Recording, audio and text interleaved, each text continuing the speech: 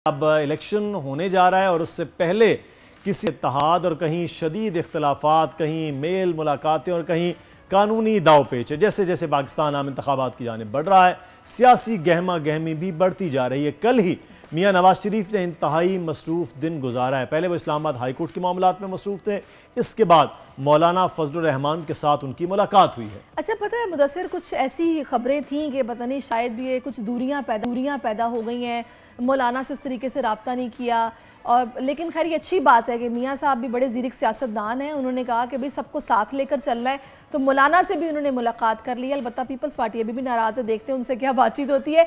तो आपको अदालती कार्रवाई का भी हम हाल बताते चले जो कल हुई है। इस्लामाबाद हाई कोर्ट ने साबिक वज़ीर-ए-आज़म नवाज शरीफ की एवनफील्ड रेफरेंस में सज़ा के खिलाफ अपील पर 27 नवंबर को दलाइल तलब कर लिए हैं और अब ये मामला अगले हफ्ते देखा जाएगा। दूसरी जानिब कल जनाब नवाज शरीफ मुलाकात के लिए खुद इस्लामाबाद में मौलाना की रिहाइशगाह पहुंचे। मरीम साथ में शहबाज शरीफ थे, मरीम औरंगज़ेब थी, डार साहब भी साथ थे। तो इस मुलाकात में ये तय पाया कि आइंदा मिलकर चल रहा है, तो इलेक्शन के मराहिल को भी बाहमी मुफाहमत और एडजस्टमेंट के साथ आगे बढ़ाना है। तो ये सारी सूरत हाल है। अब ये वाकई इत्तेहाद काम करता है या क्या होता है, ये तो आगे इलेक्शन, तो इस पे हम बात कर लेते हैं ना पाकिस्तान मुस्लिम नून से कि सेनेटर अब्दुल क़य्यूम साहब हमारे साथ मौजूद हैं, पाकिस्तान मुस्लिम नून के रहनुमा हैं। जनरल साहब, बहुत शुक्रिया आपके वक्त का। मुत्तहिदा कौमी मूवमेंट पाकिस्तान के साथ भी आप बात कर रहे हैं, GDA की भी आपके साथ इत्तेहादी नज़र आ रही है, मौलाना फजलुर रहमान की जमात भी है। तो पाकिस्तान मुस्लिम नून ने यह तय कर लिया पूरे पाकिस्तान में इत्तेहाद के साथ अब इलेक्शन में जा रहे हैं। देखिए, फॉर श्योर पॉइंट ये है कि हालिया तारीख में अगर कोई मकबूल तरीन जमात थी 2018 में जिनकी हुकूमत थी, तो वो मुस्लिम लीग नून ही थी और उनका सारों के साथ राब्ता था और मुल्क चल रहा था। फिर हमने उसको डिसमेंटल किया, वहां बलूचिस्तान में बाप बना दिया। बाकी भी आपने देखा कि लीडर्स वगैरह को, प्राइम मिनिस्टर को हटा दिया, बाहर चले गए। तो आज भी सूरत हाल तो वही है। ये लोग जो शामिल हो रहे हैं, ये कोई पॉलिटिकली नाबालिग तो नहीं है। इन सब को पता है कि इस वक्त मुल्क में अगर कोई क्रेडिबल लीडर है तो वो मियां मोहम्मद नवाज शरीफ है, जिसका एक तजर्बा है, जिसकी सफारती सतह के ऊपर एक पजीराई है, जो एक बिजनेस कम्युनिटी का बंदा है, जिसको इकानमी की समझ है। तो इसलिए दैट इज द रीजन कि आप देखें कि बलूचिस्तान में भी वही सूरत हाल बहाल हो रही है जो 2018 से पहले थी। अच्छा, इसमें जनरल साहब बड़ी अच्छी बात है कि आप लोग सबको साथ लेकर चलने की पॉलिसी पर अमल कर रहे हैं और मैदान में उतरेंगे। लेकिन मैं उन दो जमातों का जिक्र लाजमी करूंगी जो एक आपको लाडला प्लस और एक लाडला सुपर कह रही है, क्योंकि अभी आप लोगों की हाल ही में MKM से भी मुलाकात हुई है जिस पर पीपल्स पार्टी खासी नाराज़ है। कल उन्होंने एक प्रेस कॉन्फ्रेंस भी की है जिसमें कुछ नाराज़गी का इजहार भी किया है, तो उनको भी मनाना चाहिए। क्या ख्याल है? बल्कि मैं पहले आपको सुनवा दूं उन्होंने कल गिला क्या किया है। MKM पाकिस्तान बदकिस्मती से जिस किस्म की हरकतें और ऊंचे हथकंडे शुरू किए हैं वो बहुत ही अफसोसनाक हैं। एक बात मैं आपको वाजे कर दूं कि ये जो कल से कुछ TV चैनल्स खबरें चला रहे हैं कि कुछ लोगों के घरों के बाहर उन्होंने लोटे लटका दिए हैं, ये गलत है। ये MKM वही हरकतें कर रही है, आने वाले लोग हैं उनको खौफजदा कर सकें। ये जो रिवायत या माजी में बदकिस्मती से थी कि कोई शख्स MKM छोड़ नहीं सकता और अगर छोड़ेगा तो उसके साथ बुरा असर होगा, वो हालात अब तब्दील हो गए हैं। इस वक्त पाकिस्तान पीपल्स पार्टी में जो शमूलियतें हो रही हैं, उसके बाद इतना सटपटा जाना MKM का, ये इस बात को साबित करता है कि वो पाकिस्तान पीपल्स पार्टी की जो शहर में मकबूलियत है उससे परेशान है। ये धमकियाँ देना और मिसगाइड करना इदारों को और खौफ और हरास फैलाना, जी ये शिकवे MKM से भी उनको हैं और आप लोगों से भी हैं। क्या आप रिस्पॉन्ड करेंगे आप इस पर? देखिए, हर पार्टी जो है ना, बशमूल पीपल पार्टी, मुस्लिम जो आपकी है, MKM वगैरह, इनका ये राइट है कि अपने लिए ये सतह को हमवार करे। और पीपल पार्टी अपने तौर पे अगर गिले कर रही है और वो जाए, अगर वो ठीक है कि जो लोग इनमें शामिल हो रहे हैं उनको तंग किया जाए, तो ये नाजायज़ बात है, ऐसे होना नहीं चाहिए।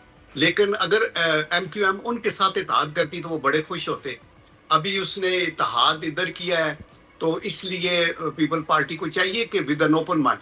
मैं आपको ये बताऊं कि नवाज शरीफ साहब जब पिछली दफा 2013 में आए थे, तो उस वक्त सिंध में इशरतुल अब्बाद साहब गवर्नर थे। तो पार्टी का बड़ा प्रेशर था नवाज शरीफ के ऊपर कि उनको हटाए, अपना गवर्नर तो लगा सकते हैं ना आप हर वक्त। उन्होंने कहा नहीं, रहने दें अभी।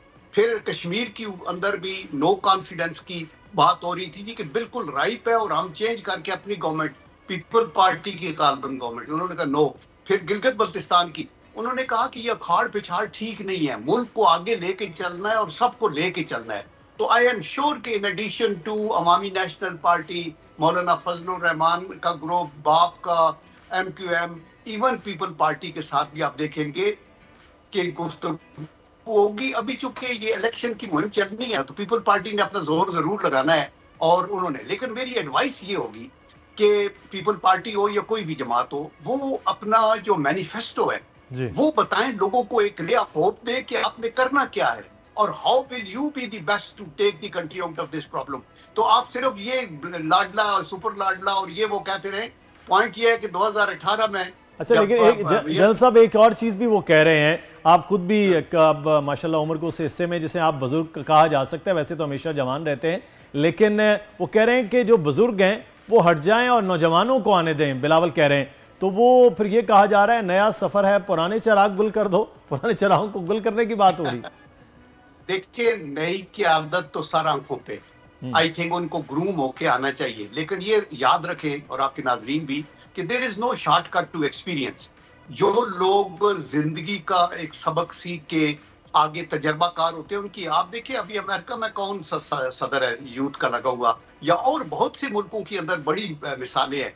मैं देख रहा था कि लेबर पार्टी एक वक्त में बरतानिया पे छाई हुई थी, सर विंस्टन चर्चिल और उसके बाद वो जो उनके बाकी टोनी ब्लेयर वगैरह सारे लोग उधर थे, लेकिन अपनी अपनी टर्म के ऊपर फिर ये चेंजेस आती रहती हैं और इनको इस तरह मौत और जिंदगी का मसला नहीं बनाना चाहिए। एफर्ट करें। अच्छा, वैसे टेल पीपल कि आपका प्लान क्या है। सही है जनरल साहब, एक बात वैसे है कि नदर वे परसेप्शन का बड़ा इम्पैक्ट होता है जब से मियाँ साहब की 21 अक्टूबर से आमद से पहले से ही ये जो एक शुरू कर दिया कि स्टेज सजा दिया, रिलीफ दे दिया, रियासत रुक गई, आइन रुक गया, इन्होंने बकायदा मतलब एक प्रोपेगेंडा ही हो गया कि जी विनिंग हॉर्स है नून लीग। तो आपको कहीं ना कहीं मेरा ख्याल है कि इस प्रोपेगेंडे का फायदा भी हुआ है। जी जी, देखिए ये अंडरस्टूड है ना कि वो अभी किसी टांगा पार्टी के पीछे तो नहीं पड़ेंगे ना।